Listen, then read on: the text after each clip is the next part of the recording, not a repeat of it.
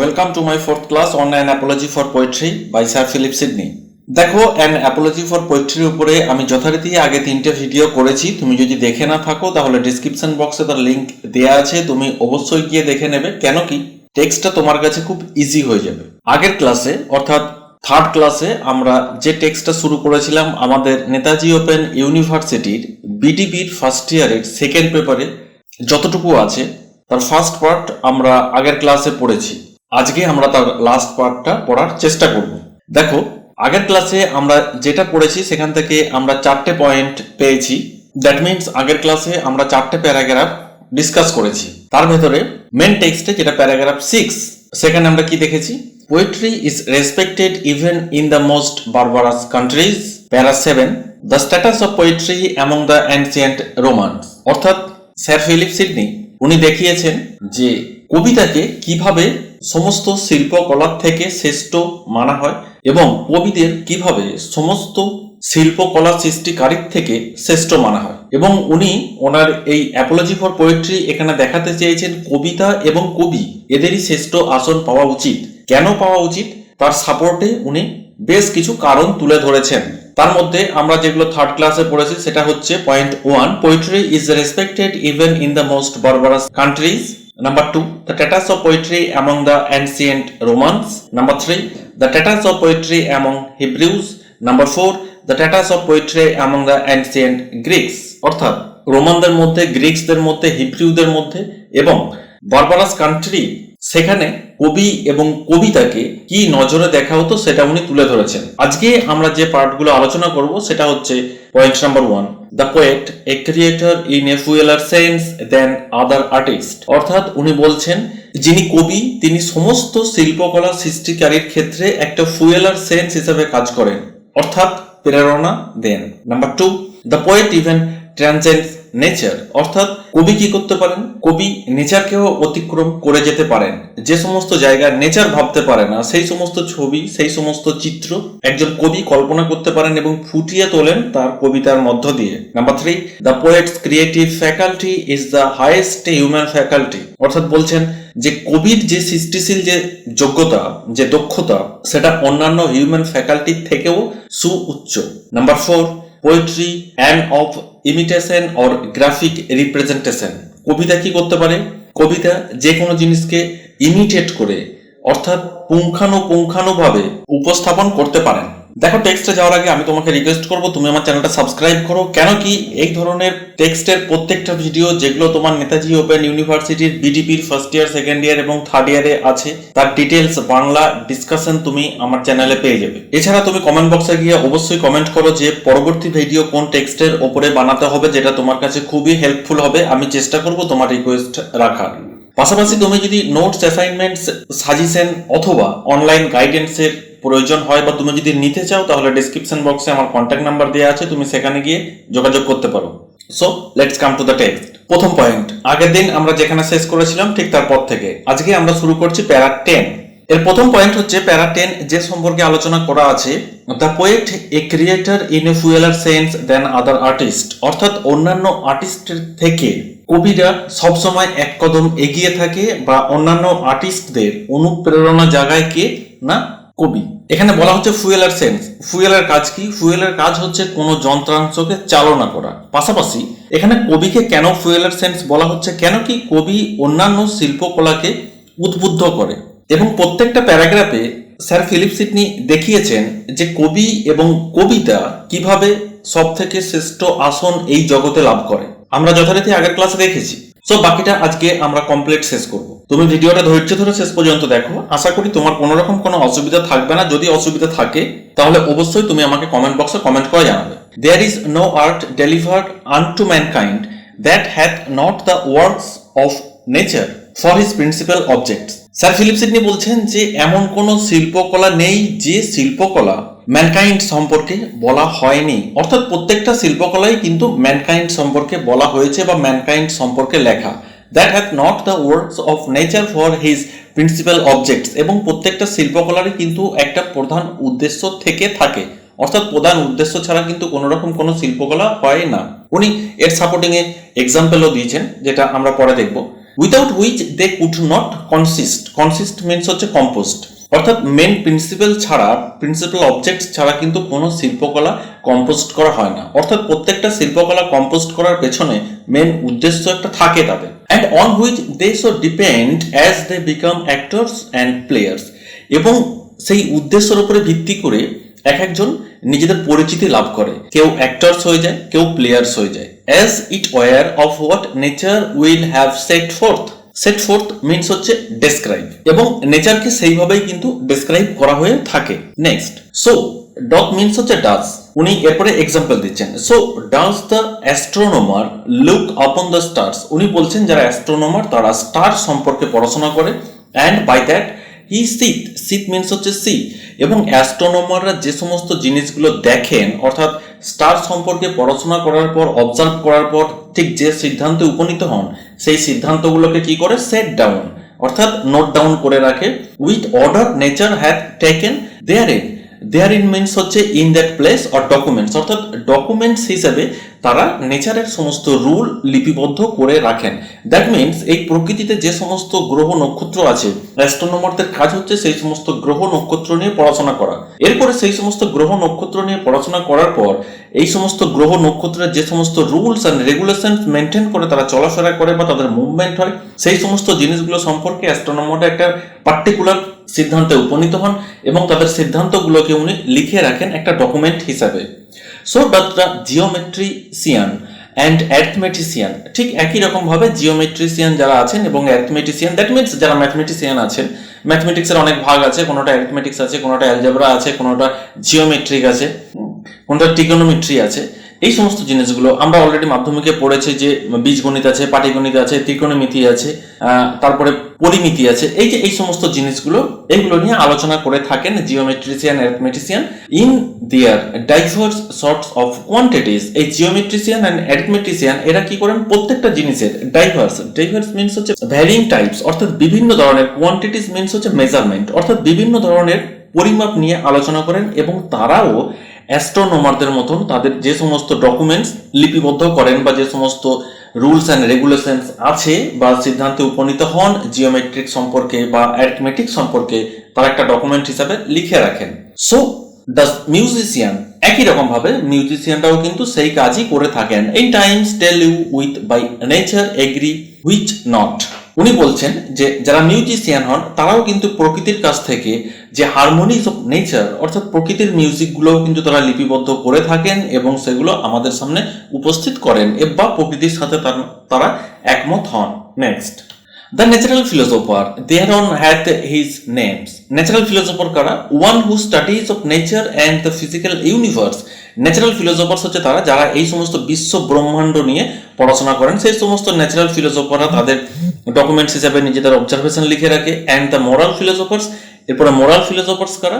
যারা হচ্ছে one who studies the branch of philosophy concerned with ethics, যারা নীতিকথা সম্পর্কে আলোচনা করেন বা যারা নীতিকথা নিয়ে পড়াশোনা করেন, সেই সমস্ত moral philosophers stand upon the natural virtues, vices or passions of man.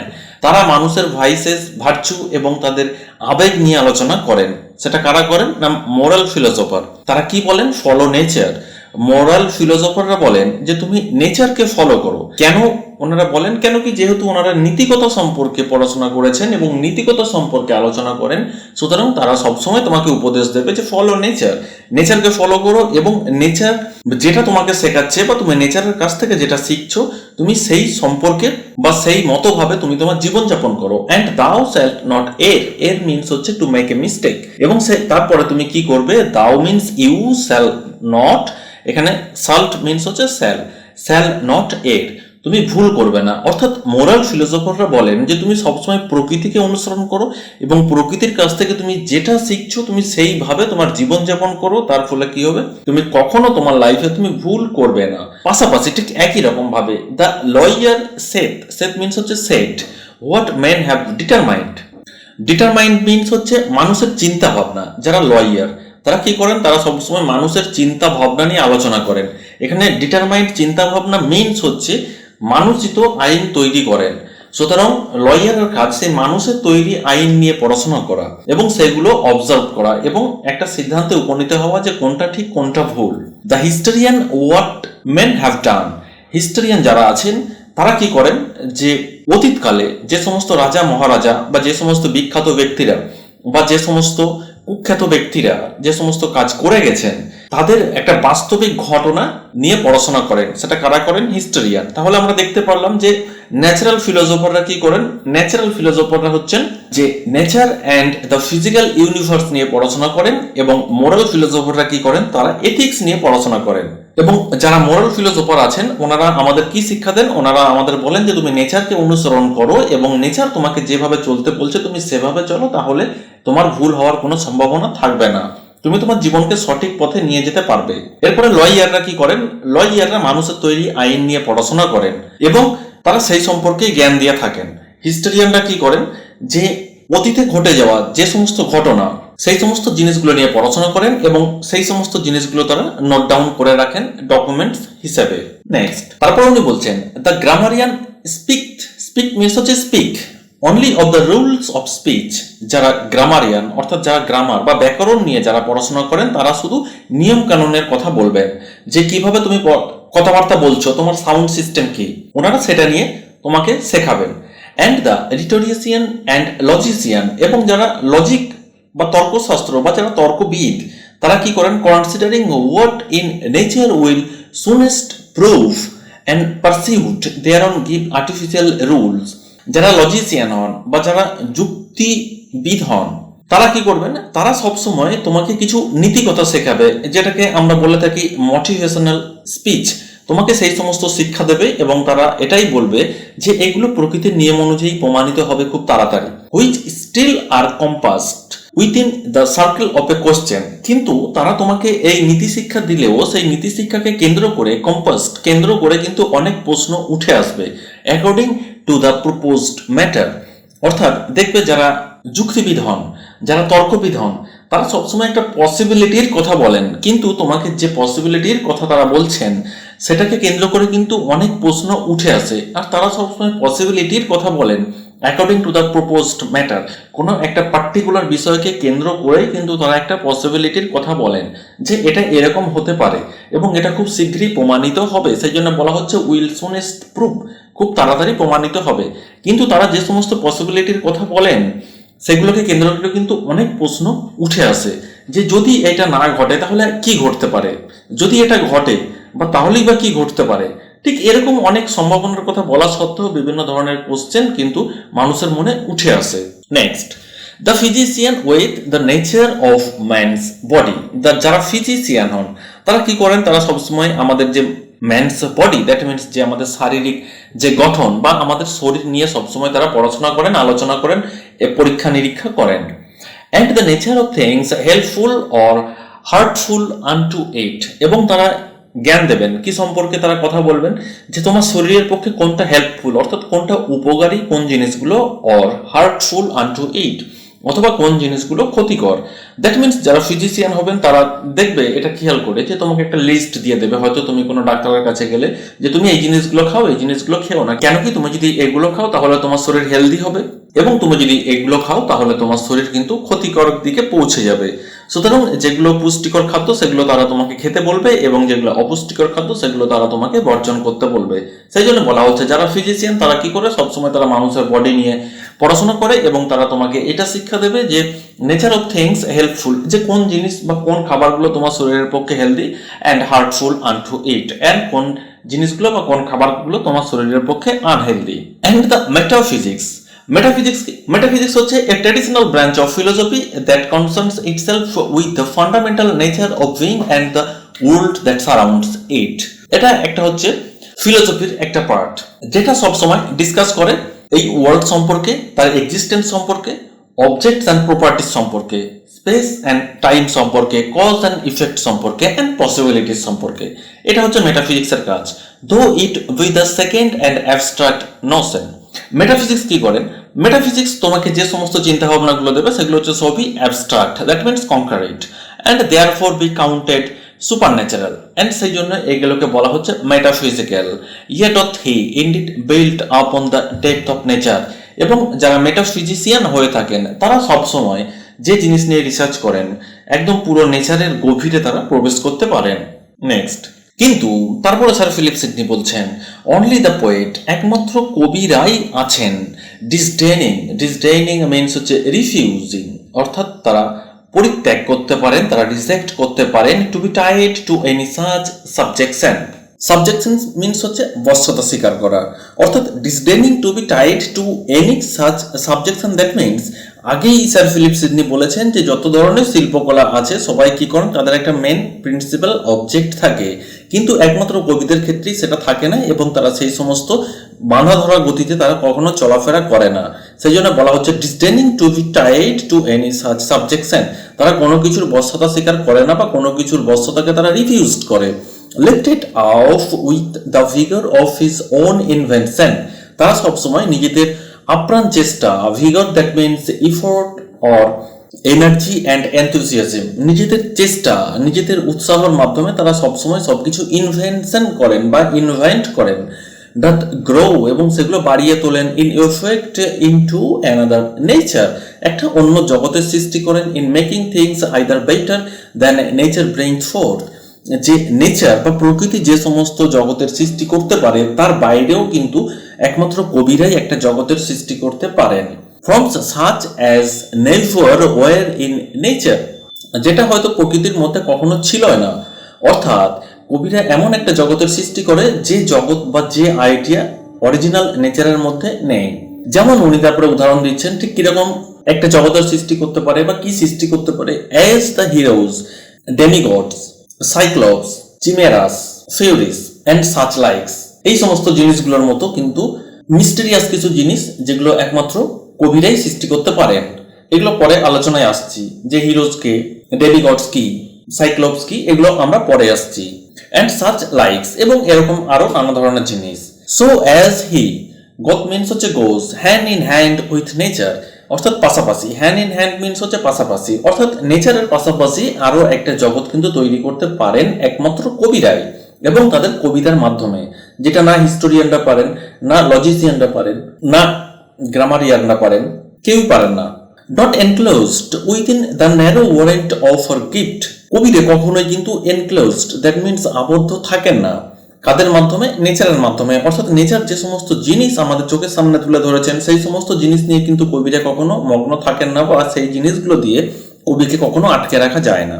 But freely ranging only within the zodiac of his own wit, এখানে উইট মিনস হচ্ছে রেঞ্জ অফ ইমাজিনেশন, আর রেঙ্গিং মিনস হচ্ছে বিচরণ ক্ষমতা বা একটা দক্ষতা, যে দক্ষতা দিয়ে একটা স্পেসিফিক ম্যানারে সমস্ত কিছুকে অ্যারেঞ্জ করা যায় অর্ডারলি। তো উনি বলছেন যে কবিরা তাদের কি করেন না, তাদের রেঞ্জ অফ ইমাজিনেশন, তাদের কল্পনার রেঞ্জ এতটাই বেশি যে তারা পুরোপুরি 12টা গ্রহ ঘুরে আসতে পারেন। এখানে জোডিয়াক বলছেন, দ্যাট মিনস এখানে জোডিয়াকের দেখো নামগুলো দেওয়া আছে, জোডিয়াকে কটা গ্রহ আছে পরিষ্কার তুমি দেখতে পাচ্ছ।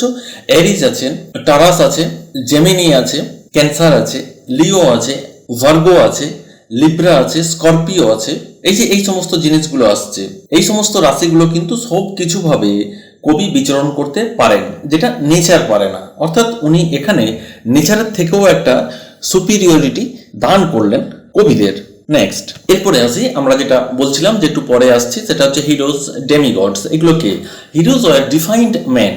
দেখো হিরোজ হচ্ছে তো মানুষকে বলা হয়ে থাকে, ডেমিগডস সেম টু সেম একই জিনিস, কিন্তু এদের মধ্যে একটা সুপার হিউম্যান পাওয়ার থাকে এবং এগুলো সাধারণত গ্র্যান্ড এপিক বা ট্র্যাজেডির ক্ষেত্রে অ্যাপ্লাই করা হয়, অর্থাৎ একটা হিরোইক ক্যারেক্টার।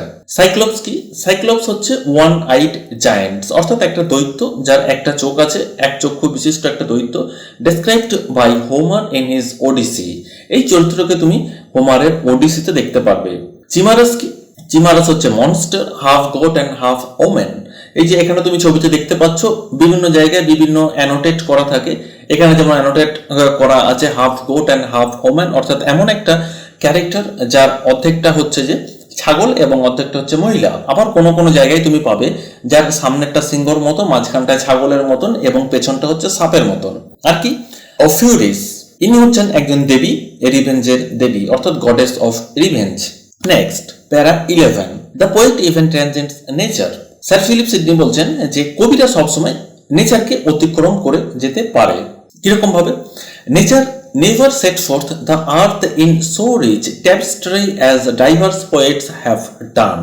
Tapestry means হচ্ছে একটা পর্দা, fabric, a piece of thick textile fabric with pictures or designs formed by weaving colored weft threads or by embroidering on canvas. অর্থাৎ তুমি এটাকে পর্দা ভাবতে পারো। Nature never set for the earth, প্রকৃতি কখনো কিন্তু পৃথিবীকে ঢাকতে পারে না বা অতিক্রম করে যেতে পারে না।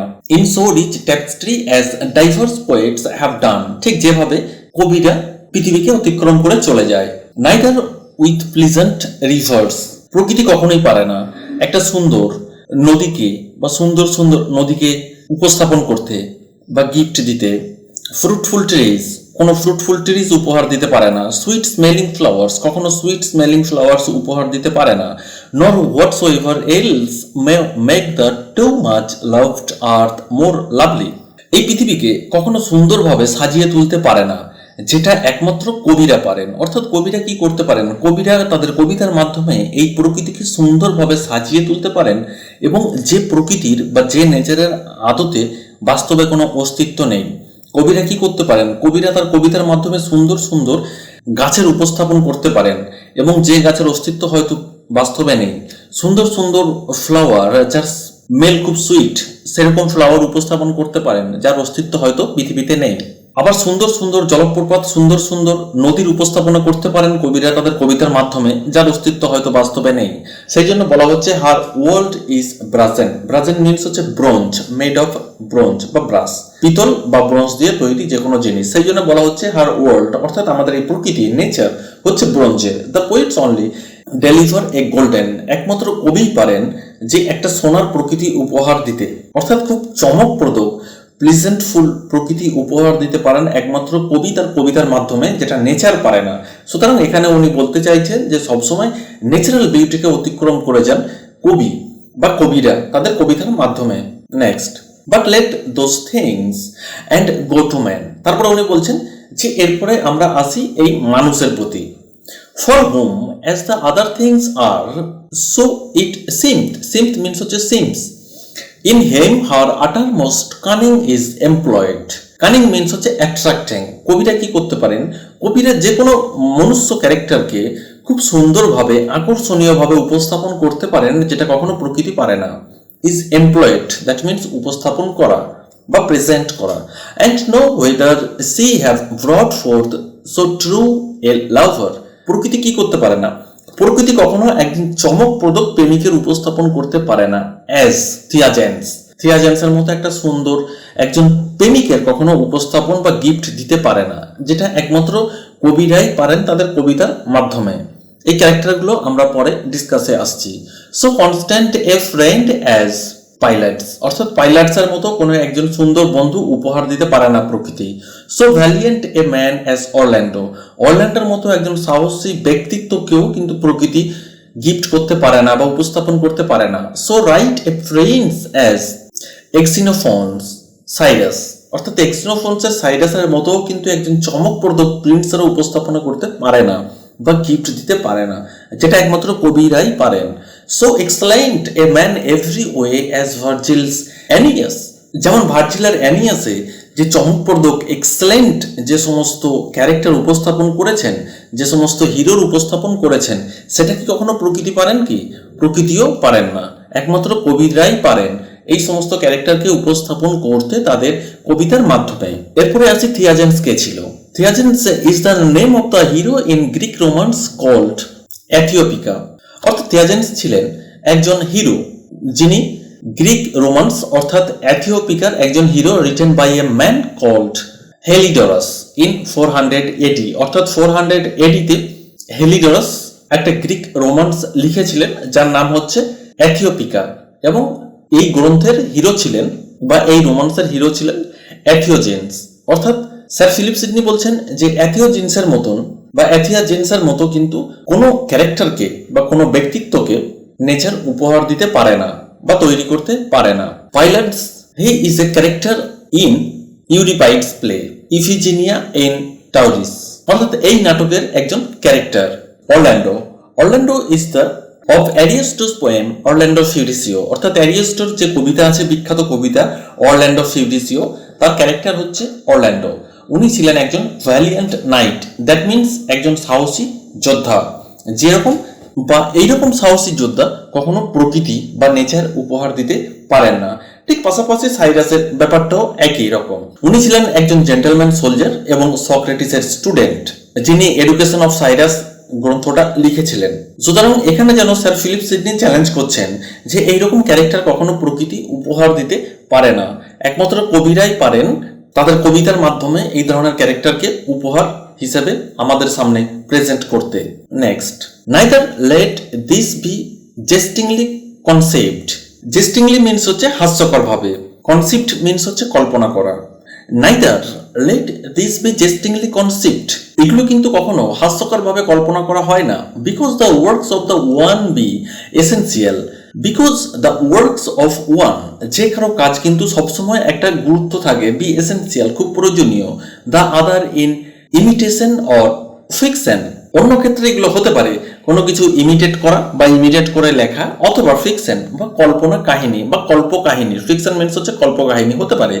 ফর এনি আন্ডারস্ট্যান্ডিং নয়ত, যে কেউ এটা বুঝবে, the skill of each artificer standeth in that idea, যে এরকম একটা কল্পনাশীল দক্ষতার গুরুত্ব কোথায়। Or fore concept of the works, fore concept means হচ্ছে অহংকার, বা এই ধরনের কাজের ক্ষেত্রে একটা অহংকার বোধ তো অবশ্যই থাকে। And not in the work itself, শুধু কাজের ক্ষেত্রেই নয়। And that the poet had that idea is manifest, এবং কবিরাই পারেন একমাত্র এই সমস্ত কাজগুলো করতে। By delivering them forth in such excellency as he had imagined them, অর্থাৎ কবিদের মধ্যেই সেই সমস্ত দক্ষতাটা আছে, এক্সেলেন্সি আছে, চরম দক্ষতা আছে, যেটার মাধ্যমে, যে দক্ষতার মাধ্যমে বা যে কল্পনাপ্রবণ দক্ষতার মাধ্যমে তারা এই ধরনের ফোর্সফুল জিনিসকে উপস্থাপন করতে পারেন। Which delivering forth also is not wholly imaginative, এই সমস্ত জিনিসগুলো কিন্তু সবকিছুই কল্পনাপ্রবণ নয়। As we are wont to say, আমরা এটা বলতে পারি না by them that build castle in the air, যে তারা সবকিছুই কল্পনাপ্রবণভাবে তৈরি করে বা তারা বাতাসে ক্যাসেল বানায় বা প্রাসাদ তৈরি করে। দ্যাট মিনস এক কথায় সবকিছু কিন্তু কল্পনাপ্রবণ নয়। But so far substantially means হচ্ছে যথেষ্ট পরিমাণে, কিন্তু এগুলো যথেষ্ট পরিমাণে একটা শ্রমের জায়গা। Not only to make a Cyrus, শুধু সাইরাসের মতো ক্যারেক্টারকে উপস্থাপনার ক্ষেত্রেই নয় বা সাইরাসের মতো ক্যারেক্টারকে তৈরি করার ক্ষেত্রেই নয়। Which had been but a particular excellency, তার মধ্যে একটা বিশেষ বৈশিষ্ট্য প্রদান করতে হয়। As nature might have done, যেমন নেচার করে থাকে। But to bestow a Cyrus upon the world to make many Cyruses, কিন্তু এই পৃথিবীতে সাইরাসের উদাহরণ দিয়ে সবাইকেই বিচার করা হয়ে থাকে। If they will learn aright why and how that maker made him, যদি সঠিকভাবে অ্যারাইট মিনস হচ্ছে এক্স্যাক্টলি একজন ব্যক্তি বুঝতে পারে যে সাইরাসের ক্যারেক্টার কিরকম বা কিভাবে তাকে মেকার তৈরি করেছে, তাহলে কিন্তু প্রত্যেকটা ব্যক্তিকে সাইরাসের উদাহরণস্বরূপ বলা যেতে পারে বা সাইরাস প্রত্যেকটা ব্যক্তির কাছে উদাহরণস্বরূপ হয়ে থাকতে পারে, যেটা একমাত্র কবিরাই পারেন সৃষ্টি করতে এরকম সাইরাসের মতো ক্যারেক্টারকে, নেচার পারে না।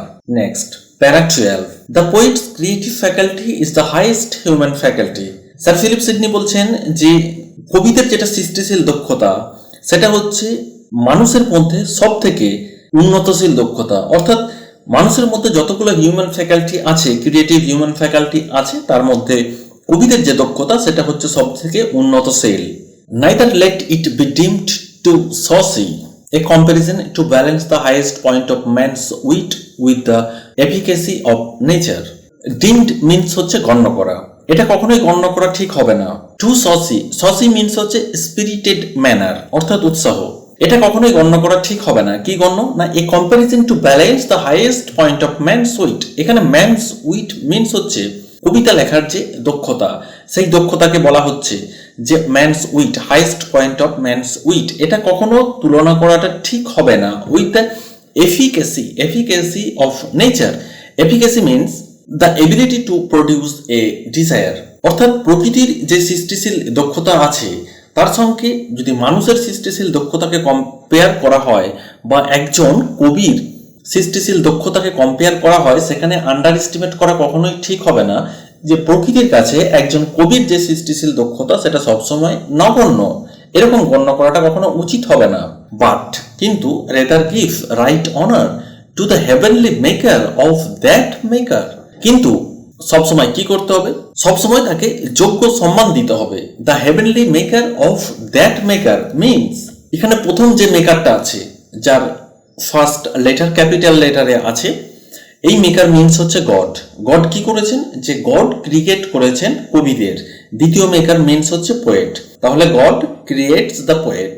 অর্থাৎ এখানে বলতে চাইছে but rather give right honour to the heavenly maker of that maker, অর্থাৎ সর্বশক্তিমান ঈশ্বরের সৃষ্টি করা সব থেকে গুরুত্বপূর্ণ বা সব থেকে ইম্পর্টেন্ট যে জিনিস বা সব থেকে বুদ্ধিমান যেটা সৃষ্টি সেটা হচ্ছে পোয়েট, এবং তাদের যথাযোগ্য সম্মান দিতে হবে। Who have made man to his own likeness, যেমন গড কি করেন, তার নিজের ইচ্ছায় তৈরি করেছেন। কি তৈরি করেছেন, তিনি যেটা চান। হিজ ওন লাইকনেস মিনস, তার ইচ্ছা অনুযায়ী তিনি সবকিছু তৈরি করতে পারেন। তার মানে উনি বলতে চাইছেন যে ঈশ্বর যখন কবিদের সৃষ্টি করেছেন বা ঈশ্বর যখন কোনো কিছু সৃষ্টি করেন, তিনি তার ইচ্ছা মতো সবকিছু সৃষ্টি করতে পারেন। পাশাপাশি সেকেন্ড মেকারের যেটা মিনিং, অর্থাৎ কবি উনিও ওনার ইচ্ছা মতো সবকিছু সৃষ্টি করতে পারেন by composing a poem setting beyond and over all the works of that second nature which in nothing he showed so much as in poetry. Second nature means এই পৃথিবীতে যে সমস্ত সৃষ্টিশীল বস্তু আছে সবগুলোকে বলা হচ্ছে। তাহলে এখানে প্রশ্ন আছে যে সেকেন্ড নেচার যদি পৃথিবীর সমস্ত সৃষ্টিশীল বস্তু হয় তাহলে ফার্স্ট নেচার কোনটা? ফার্স্ট নেচার মিনস হচ্ছে সর্বশক্তিমান ঈশ্বর উনি কি করেছেন, এই পৃথিবীতে মানুষ সৃষ্টি করেছেন, অর্থাৎ মনুষ্য নামে ভয়ঙ্কর জন্তুকে সৃষ্টি করেছেন, সেটা হচ্ছে ফার্স্ট নেচার। এবং সেকেন্ড নেচার হচ্ছে যে মানুষ বাদে আর যে সমস্ত ক্রিয়েটেড বা যে সমস্ত ক্রিয়েশন আছে সেগুলো হচ্ছে second nature. And over all the works of that second nature which in nothing he showed so much as in poetry. এবং কবি কি করতে পারেন, কবি এই সেকেন্ড নেচার দ্যাট মিনস ঈশ্বরের সৃষ্টি করা এই জগতে যে সমস্ত প্রাণীকুল আছে সবাইকার ওপরে ফ্রিলি বিচরণ করতে পারে এবং সবাইকে নিজের কবিতার মধ্যে এনে উপস্থাপন করতে পারেন। Next, when with the force of a divine breath. Divine breath means হচ্ছে পোয়েটিক ইন্সপিরেশন, অর্থাৎ পোয়েটিক ইন্সপিরেশনের মাধ্যমে he bring things for surpassing her doings. Surpassing means হচ্ছে ইনকম্পারেবল, অর্থাৎ অতুলনীয়। এখানে হি মিনস হচ্ছে পোয়েট। পোয়েট কি করতে পারেন, যে তার পোয়েটিক ইন্সপিরেশনের মাধ্যমে উনি সমস্ত জিনিসকে তার কবিতায় উপস্থাপন করতে পারেন এবং যেগুলো ইনকম্পারেবল দ্যাট মিনস অতুলনীয়, হার ডুইংস অর্থাৎ প্রকৃতির সাথে অতুলনীয়, দ্যাট মিনস প্রকৃতির সাথে তুলনা করা যায় না। With no small arguments to the incredulous of the first accused fall of Adam. Sir Philip Sidney বলছেন যে একজন কবি কি করতে পারেন, একজন কবি তার কবিতার মাধ্যমে যে সমস্ত সাবজেক্ট ম্যাটার তুলে ধরতে পারেন সেগুলো কিন্তু কখনো ছোটখাটো নয়। ইনক্রিডুলাস মিনস হচ্ছে আনএবল টু বিলিভ, অর্থাৎ অবিশ্বাস্য জিনিস উনি তুলে ধরতে পারেন। আর্গুমেন্ট মিনস হচ্ছে সাবজেক্ট ম্যাটার, অর্থাৎ অবিশ্বাস্য জিনিস নিয়ে অবিশ্বাস্য সাবজেক্ট ম্যাটার নিয়ে একজন কবি কিন্তু তার কবিতা কম্পোজ করতে পারেন। Of that first accused fall of Adam, ঠিক যেমন অ্যাডামকে উপস্থাপন করেছিলেন কে, জন মিল্টন, কিসের মাধ্যমে, প্যারাডাইস লস্টে। ঠিক সেটাই উনি বলতে চাইছেন। Since are erected with make us know what perfection is. Erected with means হচ্ছে আনবেসড আন্ডারস্ট্যান্ডিং, অর্থাৎ আমরা বুঝতে পারি যে কতটা পারফেকশন হলে এই সমস্ত জিনিসকে উপস্থাপন করা যায় বা আমাদের সামনে কতখানি পারফেকশন উপস্থাপিত করেন একজন কবি। And yet our infected will kept us from reaching unto it. কিন্তু ইনফেক্টেড মিনস হচ্ছে অভিশপ্ত, কিন্তু আমাদের যে অভিশপ্ত ইচ্ছা সেগুলো কি করে সবসময় আমাদের কিপড আস, দ্যাট মিনস keeps us from reaching unto it, আমাদের সবসময় বাধা দেয়। কোথায় না, reaching unto it, that means যে পাওয়ারফুল ইমাজিনেশন আছে, অর্থাৎ কবিরা তাদের যে সমস্ত পাওয়ারফুল যে সমস্ত দক্ষতা নিয়ে এই ধরনের গ্রেট সাবজেক্ট ম্যাটার নিয়ে কবিতা লিখছেন সেখানে পৌঁছাতে আমাদের বাধা দেয়। কে বাধা দেয় না, ইনফেক্টেড উইল, অর্থাৎ অভিশপ্ত যে ইচ্ছা বা চিন্তা ভাবনা সেগুলো। But this arguments will buy few B understood, কিন্তু এই ধরনের সাবজেক্ট ম্যাটার জাস্ট অল্প কয়েকজনই বুঝতে পারেন। And by few are granted, এবং তাদের মধ্যে যারা বুঝতে পারেন তাদের মধ্যে খুব কম সংখ্যকই এটা গ্রহণ করেন। Thus much I hope will be given me that the Greeks, এবং সেই কারণে I hope will be given me, এবং আমি আশা করি যেটা দেয়া হয়েছে that the গ্রিক্সদের মধ্যে with some probability of reason, এবং কিছু তো অবশ্যই সম্ভাব্য কারণ আছে, give him the name above all names of learning, এবং সেই কারণে কবিদের সবসময় তারা অন্য নজরে দেখেন, তাদের একটা নাম দেয়া হয়েছে। তাদের কি নাম দিয়েছিল গ্রিকরা? মেকার। অর্থাৎ সেই জন্যই হয়তো কবিদের গ্রিকরা নাম দিয়েছিল এ মেকার বা দ্য মেকার। কেন কি? এর পেছনে তো সম্ভাব্য কিছু কারণ আছে। Now let us go to a more ordinary opening of him that the truth may be the more palpable. এরপরে আরো অন্য কিছু অর্ডিনারি জিনিসের দিকে যাওয়া যাক, যেটা হয়তো আমাদের কাছে আরো ক্লিয়ার হবে। As I hope, আমি এটা আশা করি, though we get not so unmatched a praise as the etymology of his names will grant. Grant means হচ্ছে গ্রহণ করা, etymology means হচ্ছে study of the history of words, অর্থাৎ কোন লেখা স্টাডি করার যে সিস্টেম বা শিক্ষার যে শাখাতে ওয়ার্ড হিস্ট্রি সম্পর্কে আলোচনা করা হয়ে থাকে সেটাকে বলা হচ্ছে এটিমোলজি। আই হোপ, আমি আশা করি, though we get not so unmatched, আমরা পুরোপুরি আনম্যাচড কিসের সাথে? A piece as the etymology of his names will grant, yet his very description, তার যে পরিষ্কার বর্ণনা, which no man will deny, যেটা কোনো মানুষই অস্বীকার করতে পারবে না, shall not justly be barred from a principal commendation, অর্থাৎ প্রশংসা ছাড়া কিন্তু কোনো উপায় নেই। কোনো মানুষই ডিনাই করতে পারবে না যে একজন কবির যে দক্ষতা, অর্থাৎ এটিমোলজি যে দক্ষতা আছে কোনো কিছুকে উপস্থাপন করার ক্ষেত্রে, সুতরাং সেটা কেউ অস্বীকার করতে পারবে না, সবাইকে প্রশংসা করতে হবে। আমাদের last para 13, poetry and art of imitation or of graphic representation. কবিতা কি? কবিতা হচ্ছে কোনো কিছু ইমিটেট করার একটা শিল্পকলা বা দক্ষতা বলা যেতে পারে, অথবা গ্রাফিক রিপ্রেজেন্টেশন।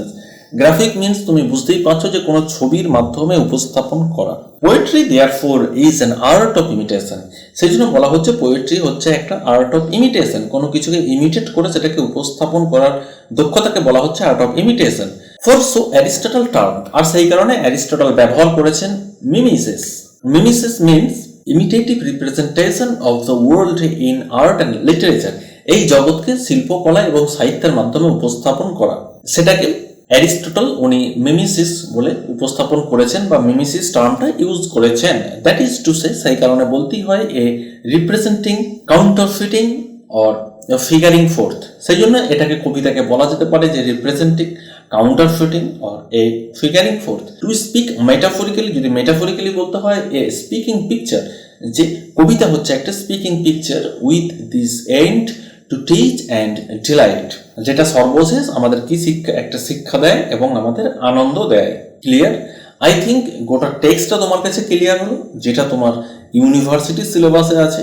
এরপরেও যদি কোনো রকম তোমার কোনো কোয়ারি থাকে তাহলে তুমি অবশ্যই আমাকে কমেন্টের মাধ্যমে জানাবে, আমি চেষ্টা করব তোমার ডাউট দূর করার। Thank you.